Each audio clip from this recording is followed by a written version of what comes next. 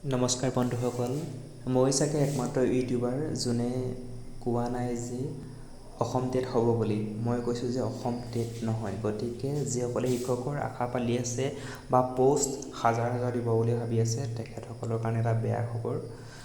মই চাৰ্টত লিখিছোঁ, পঢ়ক আৰু বেলেগ চাকৰি লওক। মন্ত্ৰীৰ বক্তব্যৰ আৰু সদনত উত্থাপন কৰা প্ৰমাণসহ মই আপোনালোকক আজি বিশ্লেষণ কৰিম কিয় আৰু কোন নিযুক্তি কম হ'ব আৰু টেট নহয়। যে এই নিযুক্তি পত্ৰ চলি থকাৰ অৱস্থাতে আমি আৰু 10,000 চাকৰিৰ নতুন বিজ্ঞাপন আমি মুকলি কৰি দিম। আৰু 10,000 চাকৰি এডভাৰটাইজ আমি খুব সোনকালে দিয়াৰ বাবে চেষ্টা কৰি আছো। যিসকলে টিভি স্ক্ৰীণত চাই আছে, চাকৰি পোৱা নাই, তেওঁলোকেও পঢ়া শুনা কৰি থাকক, দৌৰা দৌৰি কৰি থাকক, মন ভাঙি দিব নালাগে। অক্টোবৰৰ নৱেম্বৰ ডিচেম্বৰ মাহৰ ভিতৰত 10,000 পদ মুকলি কৰি দিব। কিন্তু ইয়াৰ মাজত শিক্ষা বিভাগত কিমান পদ থাকিব আপোনালোকে চাওক। অতি সূক্ষ্ম পদ থাকিব, অতি কম পদ থাকিব। শিক্ষামন্ত্ৰীৰ বক্তব্য। গুৰুত্বপূৰ্ণ সিদ্ধান্ত গ্ৰহণ কৰি আছো। কাইলৈ পৰহিলেও মই কিছু হয়তো নতুন সিদ্ধান্তৰ কথা আপোনালোকক জনাবলৈ সক্ষম হ'ম। কিন্তু নিযুক্তিটো যাতে ক'তো শিক্ষকৰ ভেকেঞ্চি নাথাকে, সেইটোত আমি গুৰুত্ব দি কাম কৰি আছো।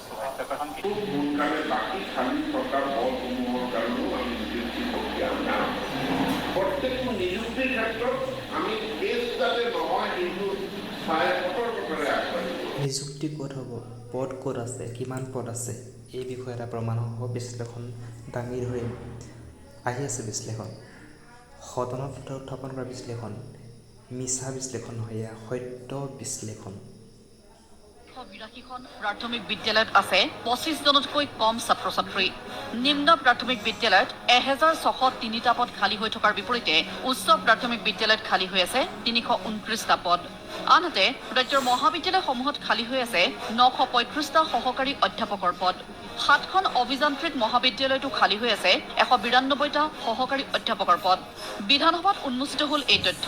এই বছৰ আমি সমগ্ৰ শিক্ষাৰ অধীনত শিক্ষা সমীক্ষা কেন্দ্ৰ নামে এটা digital command and control centre এটা প্ৰতিষ্ঠা কৰাৰ কাৰণে আমি গতিকে এল পিত 1600, ইউ পিত 329টা, কলেজত 900টা পদ আৰু আই আই টিবিলাকত হৈছে যে 192টা পদ থাকিব। গতিকে আৰু পদ ক'ত? বিদ্যালয় শিক্ষাৰ কিছুমান জ্বলন্ত সমস্যা আমাৰ জিলা আৰু ব্লক পৰ্যায়ৰ বিষয়াসকলৰ লগত মুখামুখিকৈ বহি সমাধান কৰাৰ কাৰণে আমি এলানি পদক্ষেপ লৈছোঁ। ঠিক আছে, শিক্ষামন্ত্ৰীয়ে শিক্ষা বিষয়াৰ লগত আলোচনা কৰিলে। এতিয়া সিদ্ধান্ত কি হ'ল চাম আহক। সিদ্ধান্তবিলাক কি হ'ব? টেট হ'বনে নিযুক্তি হ'ব? চাম আহক। বিদ্যালয়ৰ একত্ৰীকৰণৰ এটা মিছন চলি আছে।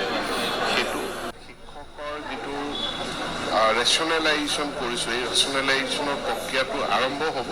তাৰ গাইডলাইনখিনি আজি সকলোকে দিয়া হ'ব। য'ত বেছি শিক্ষক শিক্ষয়িত্ৰী আছে, তাৰ পৰা কম শিক্ষক শিক্ষয়িত্ৰী থকা বিদ্যালয়লৈ বদলীকৰণ, জিলাখনৰ ভিতৰতে বদলীকৰণৰ প্ৰক্ৰিয়াটো কাম কাজ আমি আৰম্ভ কৰিম।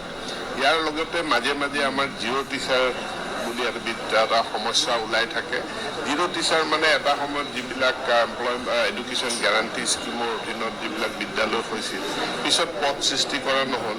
এতিয়া প্ৰকৃতাৰ্থত জিৰ' নহয়, তাত সৰ্বশিক্ষাৰ পৰা শিক্ষক আছে, কিন্তু নিয়মীয়া শিক্ষকৰ পদ সৃষ্টি কৰা হোৱা নাই। এইটো এটা কাৰিকৰী সমস্যা, টেকনিকেল সমস্যা। আৰু কিছুমান বিদ্যালয় আছে য'ত ছিংগুল টিচাৰ আছে। গতিকে এই গোটেইখিনি সমস্যা সমাধান কৰাৰ কাৰণে এই দিনজোৰা পৰ্যালোচনা সভাখন অনুষ্ঠিত হ'ব। সকলো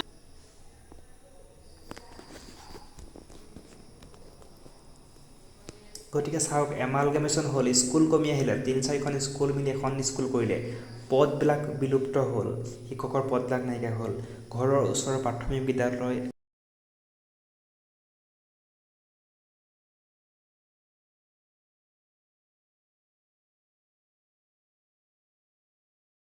অসমীয়া মাধ্যমৰ বিদ্যালয়ত। গতিকে তাত শিক্ষক নিযুক্তি হ'ব জানো?